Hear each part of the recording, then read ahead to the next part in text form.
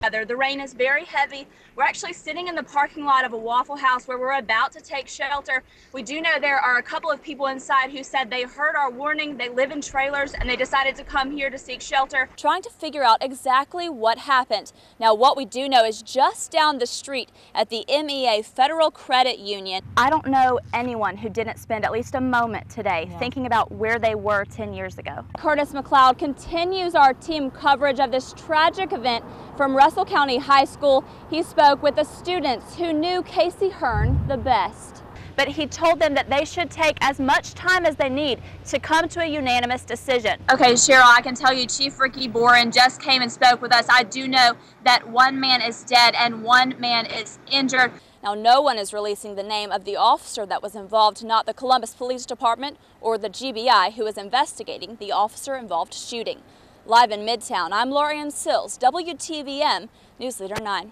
As you can see, things are looking pretty dry on this side of the street. People come from all over to get a taste of the South here at the Bullock House. It's called the Heart of Warm Springs, but for the last 2 months, this heart hasn't been pumping. Harvey Updike was renting a home here on Lake Martin, but after speaking with his neighbors, we know little else about the man accused of killing Auburn's beloved trees. Everyone on the bus, the driver and the students, were able to walk away from the accident, but they were transported here to the medical center just to be checked out. As part of the ongoing investigation into parvo here at the Meriwether County Animal Shelter, 20 puppies had to be put down on Monday. This little guy is one survivor. Kennels are now cleaned 4 times a day at the Meriwether County Animal Shelter, and these dogs seem to be pretty happy about it. Just a week ago, the Department of Agriculture found the animals living in filth and many of the puppies dying of parvo. The Department of Agriculture, along with the Meriwether County Sheriff's Office, began to investigate the condition of the animal shelter. The man who was supposed to be caring for man's best friend was arrested and charged with animal cruelty. 59-year-old Herb Bartlett has bonded out of jail, but will not be coming back to the animal shelter. For now, the sheriff's office has been asked to take it over, and volunteers are helping to care for the animals that are left. For this mom and her babies who were born at the shelter, they'll live in isolation until it can be confirmed that they do not have the virus. All of the animals are being treated by a local vet. In 2 weeks, the Department of Agriculture will come back to the shelter and determine if they can be taken off the quarantine list and reopen for business. To keep tails like this one wagging, the shelter is in need of food, beds, and cleaning supplies. If you'd like to donate, you can find their information on our website, WTVM.com. Reporting in Meriwether County, I'm Lorian Sills for WTVM News Leader 9. I just looked it up to him as a man because with the disease he had, some people couldn't phase that. They'll been got in their bed and just called it they're dead. But he's kept striving and didn't give up on us. He came back a year even though he had got down. So I look up to him because he's a strong man. LaMarcus Tenney is talking about Coach Jeremy Williams.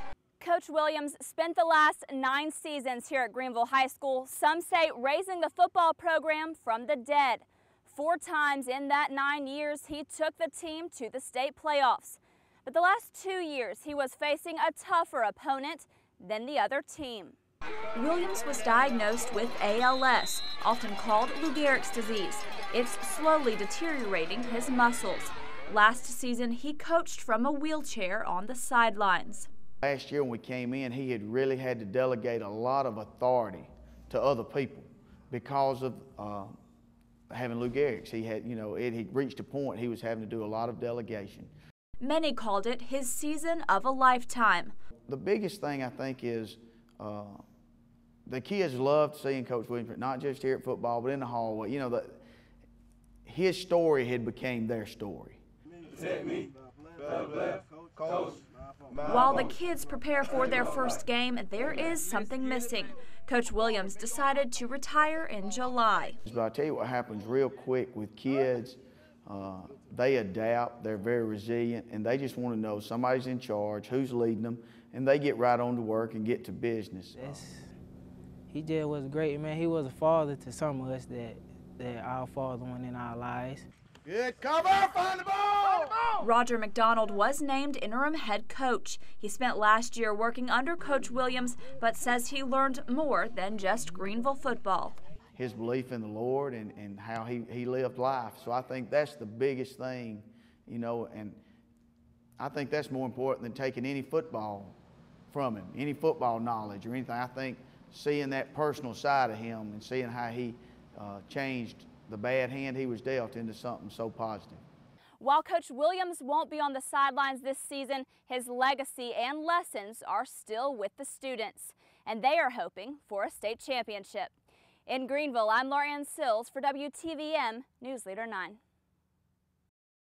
We are on the road here in between Warm Springs and Manchester. It seems the tornado came straight through here. I'm told that a trailer park has been completely demolished. You can see the trees have been ripped apart. The tops have just been ripped off. There are power lines just laying on the ground. Sheriff's deputies, the Emergency Management Agency, and volunteers worked through the night to get residents out of immediate danger in Meriwether County. We're trying to clean out the houses. We'll take them to the community building in Manchester. Hope to set up Red Cross there.